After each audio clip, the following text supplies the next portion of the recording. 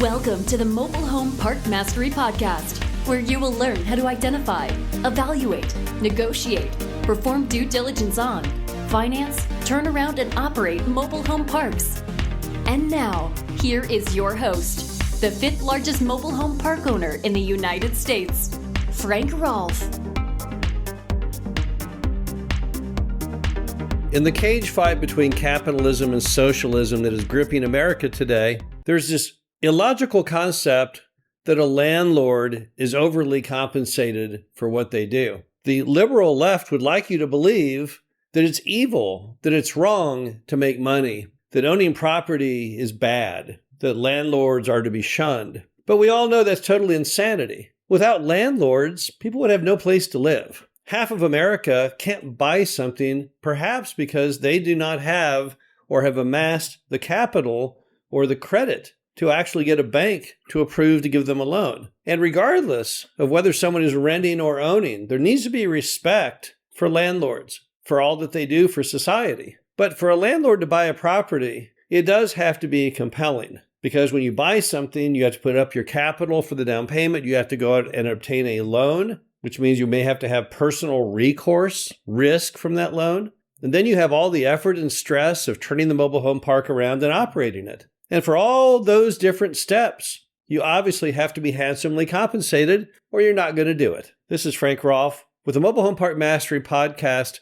We're going to explore this concept of how much is enough, how much a landlord needs to see as far as profit from a mobile home park deal to go forward with it. And let me say on the front end, we've looked at thousands of mobile home parks over the last 30 years, and not on any single deal that we've ever bought or turned down has how much money would make not been a part of the equation. Mobile home park owners are not nonprofits. We're not government agencies. We're not the post office, which loses, $70 billion a year in operations? No, we're on our own. It's sink or swim. The park that we buy has to make enough money to cover the loan and have a handsome profit after that. So what are some of the reasonable benchmarks most buyers should focus on to decide whether or not a mobile home park is right for them? Well, the first thing that most mobile home park buyers are looking for revolves around the number 20%. And I don't care if it's 20% cash on cash or 20% IRR. Your more institutional style buyer is more focused on the number of IRR as opposed to cash on cash. But everything I've ever seen in our industry in the last 30 years always revolves around the number 20. And what that means is you want to have a 20% return on the money that you put into the business. So let's look at this on paper. Let's assume you had $200,000 for a down payment. If you bought a CD with that $200,000 at 4%, it would make you $8,000 a year. If, however, you put that $200,000 down on a successful mobile home park, it would get you $40,000 a year. That's the difference between 20% and what you can make in a CD or treasury. And you know, that ties back to someone famous, Warren Buffett. Warren Buffett's lifetime batting average as a stock investor was 19.8%. So every time a mobile home park owner buys a mobile home park and hits a 20% benchmark, all they're really doing is becoming another miniature version of Warren Buffett. And 20% is a great return level because what it means is after tax, let's assume 20% is knocked down after tax down to 15, and then after inflation, which right now is running about 4%, you still have 10 or 11% left over of growth of your capital. That's great investing. That is very professional level investing.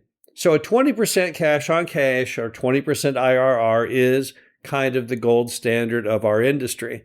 Now, not everyone demands returns that high. I know people who are very, very happy on 10%. Others would be very happy at 15%. But how do you hit 10% or 15 or even 20%? Well, with a mobile home park deal, what you need a spread between the interest rate on your loan and the cap rate. A 1-point spread. In other words, let's say the interest rate on the loan was 6% and the cap rate on the deal was 7%. That'll get you a 10% cash on cash return annually. Or if you can get to a 2-point spread, so 7% on the loan, 9% on the cap rate, that takes you to about a 15% cash on cash return. But if you want to hit 20%, you need a 3-point spread. So if the financing rate was on the deal was 7%, you'd have to have a 10% cap rate to hit that. And that spread is what dictates your cash on cash return. and a 3-point spread gets you 20%. Now, is that attainable in our industry? Very. We're the only industry out there you can do it. Now, you can't always do it on the front end when you buy the mobile home park, but within the near term, within several years, you should be able to pull it up to that with your typical mobile home park turnaround. What you're going to do is you're going to fill vacant lots and vacant homes. You're going to push the rents to market levels. You're going to often change the trajectory of utility costs from your domain over to the tenants to foster conservation and eliminate wasteful spending. So 20% cash on cash or 20% IRR is the gold standard. And yes, it is attainable. But now there are some other things that most people are looking for in a typical mobile home park. One of them is they'd like to see a cash flow of $100,000 a year. Now, how do you hit $100,000 cash flow from one single mobile home park? Here's how. Let's assume you went out and bought a 80-space mobile home park, but the lot rent is low based on market standards. And let's assume it's $100 below market, which is very, very common. So the lot rent's at $300, but the market is at $400. If you take that lot rent and you raise it up $50 in year one and another $50 in year two, now you've created a $100 increase per lot, which times 80 is $8,000, times 12, $96,000 of free cash flow. You might say, well, I can't afford to buy an 80-space park. What about on a 40-space? Same exercise, but it will take you 4 years instead of 2 at those rent adjustments to get there. Now, for those listening to this saying, oh my gosh, that's a completely unethical business model. Well, no, it's not. We see that in every industry every day. I don't care what sector of real estate. I don't care what business you're in. People are going to raise the cost of their good or service up to what market levels are. It's called the free market system. And it just so happens that most of your moms and pops in America have rents that are ridiculously low because they deliberately made them that way. Case in point, the average lot rent in America in the 1960s in a mobile home park was about $50 a month. And $50 in the 1960s, inflation adjusted today would be about $500 a month. Yet many mobile home parks are far less than that. We call this mom and pop quantitative easing, and it was rampant through the industry for so very long. But now in a modern world, new buyers are looking over these ridiculously low rents and saying, no, what are we doing? We can't continue on with this. Now, I go to Costco frequently, and sure, they've got the $1.99 hot dog and soda, but that's a loss leader. Costco does that to bring you in the door. They actually lose money on every hot dog and soda they sell. But our business is not a loss leader. Our lot rent, in fact, is our only form of income. And as a result, that number needs to be accurate. It shouldn't be abusive. It couldn't be exorbitant. But in many mobile home parks, what you have when you look at all the other housing options from single family to apartment, they're often multiples of lot rent. 3 times, 5 times, it's not uncommon. So as you bring those rents back into market perspective, you should be able to attain pretty good rates of additional cash flow.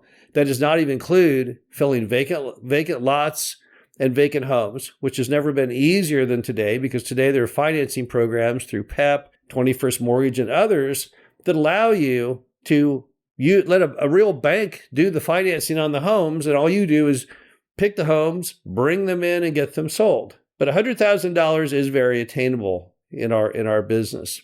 Another item that many buyers are looking for is the ability to push NOI by 50%. Why is 50% important? Well, 50% is key because to do a cash-out refinancing, which is one thing that many park owners are trying to do, it allows you to buy a mobile home park at a certain net income, raise that net income by 50%, and then do a cash-out refinancing, which basically means you're able to pay off the existing loan and get all your money back, yet you still own the property. You can repeat that over and over again. It gives you the ability, going back to the $200,000 for down payment model, that you could buy infinite number of parks with that same $200,000 using the technique of buying the park, raising the NOI by 50%, and then doing that refinancing. Now, there's some other items in any mobile home park you look at that you still need to pass muster, whether you want to buy it or not. One of my favorites is best case, worst case, realistic case. That's where you model the numbers on the mobile home park.